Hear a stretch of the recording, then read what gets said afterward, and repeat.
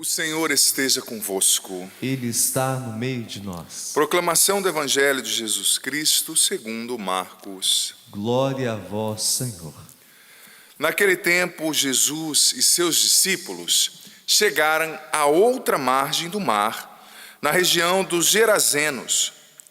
Logo que saiu da barca, um homem possuído por um espírito impuro, saindo de um cemitério, foi ao seu encontro. Esse homem morava no meio dos túmulos e ninguém conseguia amarrá-lo, nem mesmo com correntes. Mas ele arrebentava as correntes e quebrava as algemas, e ninguém era capaz de dominá-lo. Dia e noite ele vagava entre os túmulos e pelos montes, gritando e ferindo-se com pedras. Vendo Jesus de longe, o endemoniado correu, caiu de joelhos diante dele e gritou bem alto: Que tens a ver comigo, Jesus, Filho do Deus Altíssimo? Eu te conjuro por Deus, não me atormentes. Com efeito, Jesus lhe dizia: Espírito impuro, sai desse homem. Então Jesus perguntou: Qual é o teu nome? O homem respondeu: Meu nome é Legião, porque somos muitos. E pedia com insistência para que Jesus não o expulsasse da região. Havia aí perto uma grande manada de porcos pastando na montanha.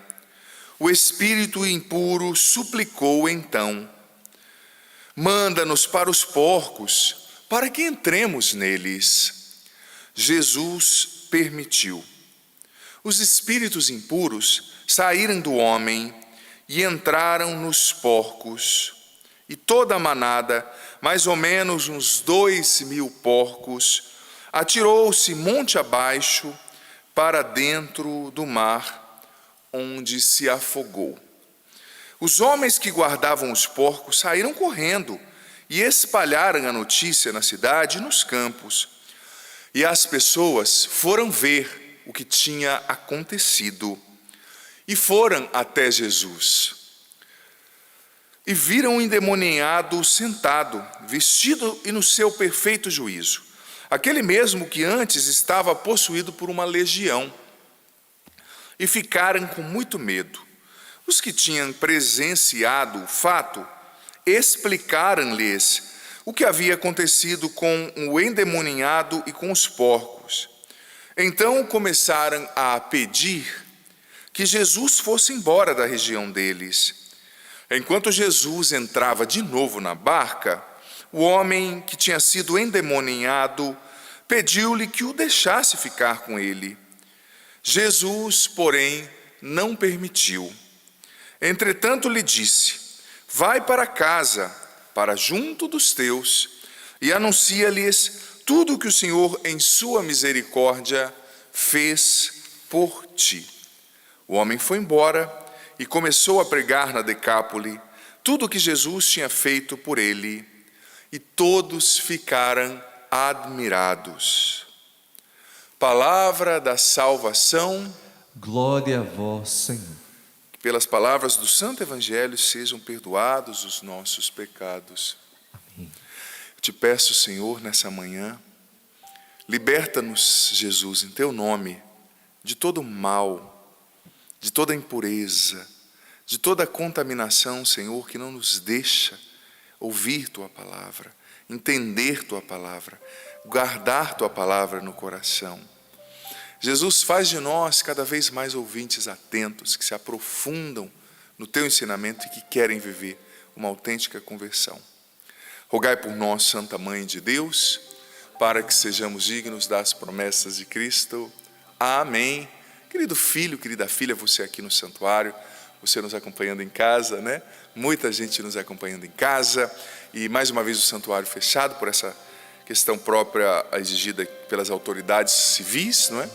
E claro, a gente está numa situação bem complicadinha aqui, e há pouco tempo o santuário estava aberto, né?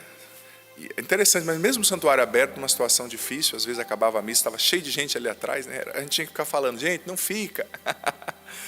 não aglomera, né? Às vezes é difícil a gente ter consciência do momento que a gente está vivendo e tentar ter o mínimo de atitude, né? O mínimo de sabedoria para lidar com a situação. Mas enfim, meu tema não é esse. Você vê que esse evangelho, ele é muito profundo, muito rico de conteúdo para nós. E o padre vai trazer, elencar alguns aspectos que com certeza podem iluminar a nossa reflexão nesse dia. Primeira coisa, Jesus se depara com a realidade do mal. E olha, tem muita gente que vive uma espiritualidade light, uma espiritualidade meio que suco, né? Meio sem consistência, sem sabor. Que eu não gosto de ouvir falar do diabo. Não pode falar do diabo. Então a gente tem que falar só do que a gente acha bonitinho na Bíblia, né? Bonitinho. Gente, a realidade do inimigo, do mal, é uma definição também de caráter dogmático, né? E na Bíblia, várias vezes a Bíblia fala da presença do mal. Jesus, por várias vezes no Antigo Testamento, lutou contra Satanás. Ele veio para nos libertar do inimigo, né? O Papa Paulo VI, num discurso muito forte, até hoje muito eloquente, disse que o mal não é uma ideia. O diabo não é uma ideia, não é um gênero literário da Bíblia que quer dizer outra coisa. Não. Ele é uma pessoa, é o mal personificado. Lúcifer e seus anjos. Tem gente que não gosta de ouvir falar, mas é uma realidade da fé, não é? E desprezar a presença do inimigo, fazer de conta que ele não existe, ficar com uma espiritualidade de continho de fada, não vai proteger a gente dele. O que nos protege do mal não é esquecer ou fingir que ele não existe, mas é saber se proteger dele, é saber se proteger verdadeiramente. E como a gente se protege do inimigo? Em primeiro lugar, vamos ter em mente, não é? Que a maldade presente no demônio é infinitamente maior que toda e qualquer maldade humana. O Evangelho de João capítulo 10, versículo 10, ensina que o ladrão, que é o inimigo, Jesus falando ali do inimigo, veio para matar, roubar e destruir, sabe? Para perder as nossas almas, para nos levar para o inferno.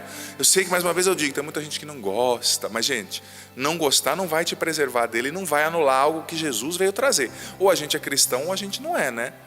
Eu gosto daquela frase de Santo Agostinho, na qual ele diz, olha, que quem na Bíblia escolhe o que quer para viver e despreza o que não gosta, não está acreditando na Bíblia nem em Jesus, mas em si mesmo, não é?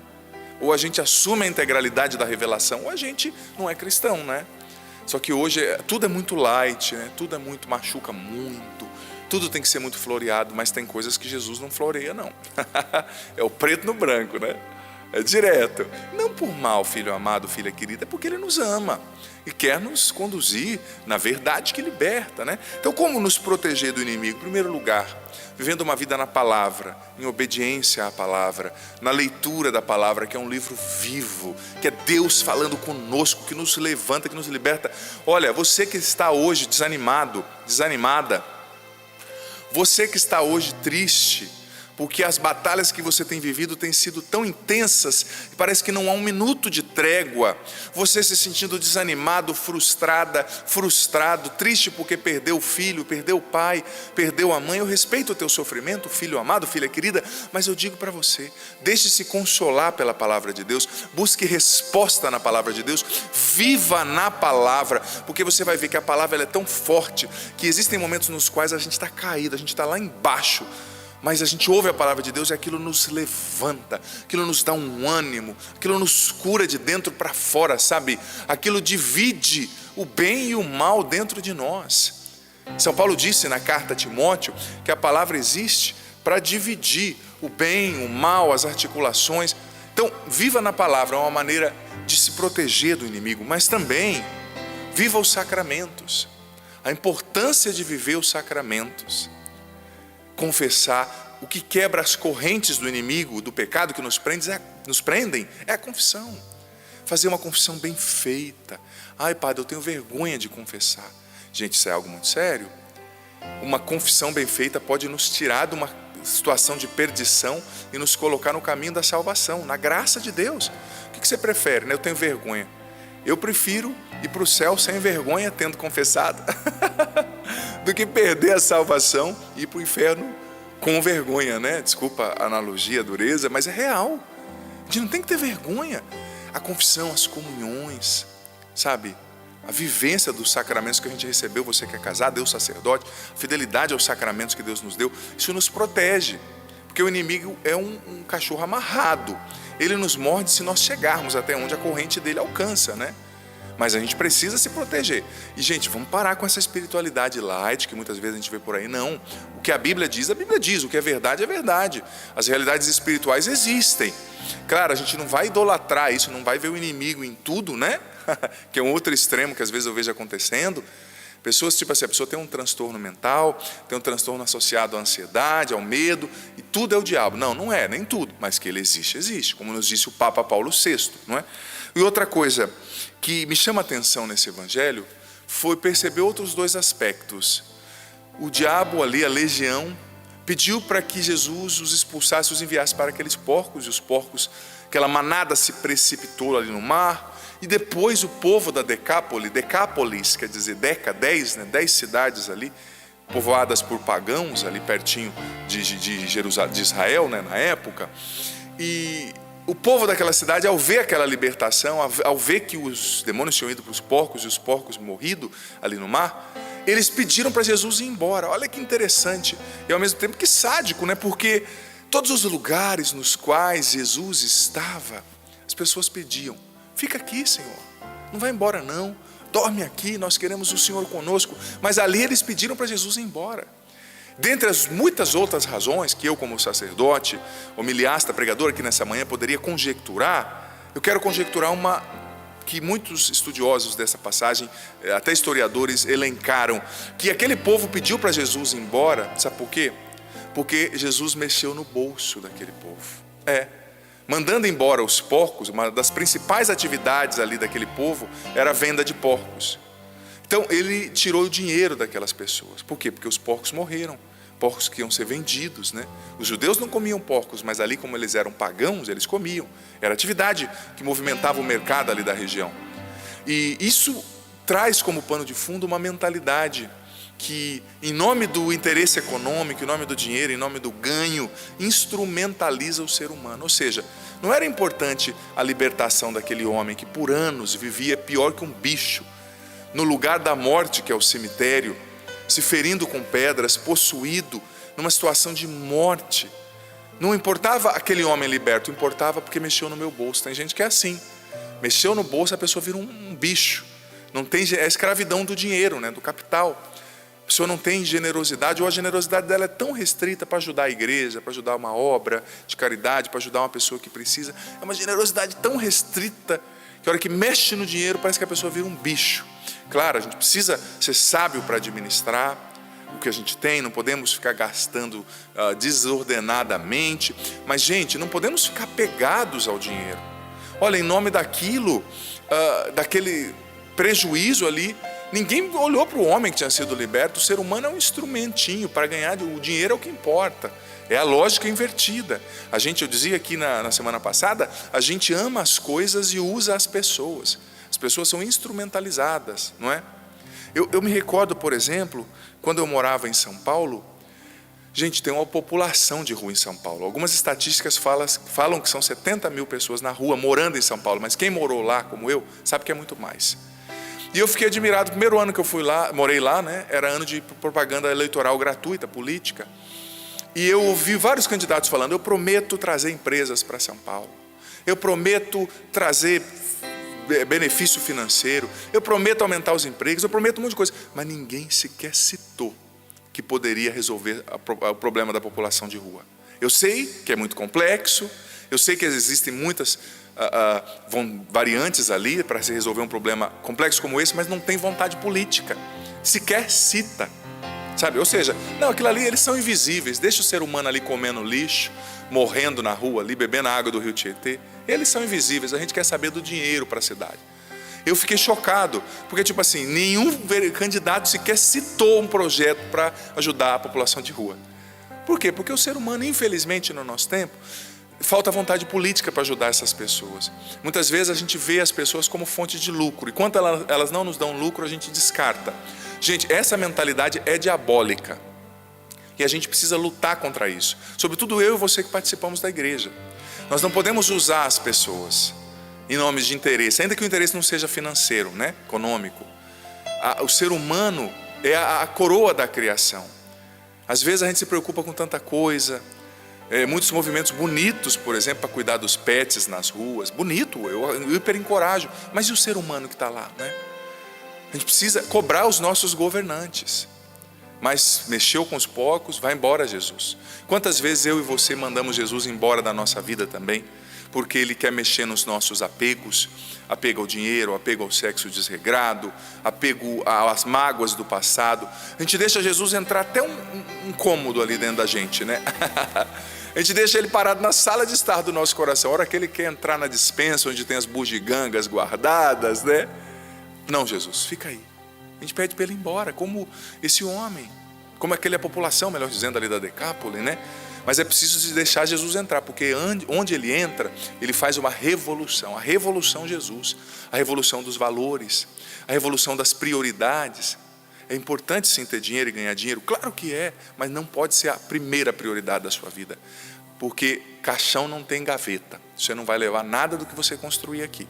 Viva bem, use o seu dinheiro para trazer alegria para você e para sua família, tenha um mínimo de previsibilidade ali para algum imprevisto, claro, sabe? Mas não faça do dinheiro o seu Deus, não faça do apego, do pecado, da mágoa daquela pessoa que te feriu tanto o seu Deus, não. Deixa Jesus entrar nesse cômodo, Ele está batendo, ó, na porta aí do teu coração hoje, falando, deixa eu entrar, eu vou fazer uma bagunça. Quando Jesus entra, Ele faz uma bagunça no bom sentido da palavra, claro, né? Mexe as coisas de lugar, altera a ordem das prioridades, mas é para te salvar, é para nos salvar, sabe? Ele entra e o bonito conclui dizendo que aquele homem queria seguir Jesus. Jesus disse não, volta lá para a tua terra e fala de mim, seja missionário aí onde você está, floresça onde eu te plantei. É isso que o Senhor está dizendo para você, filho amado, filha querida, para você mesmo.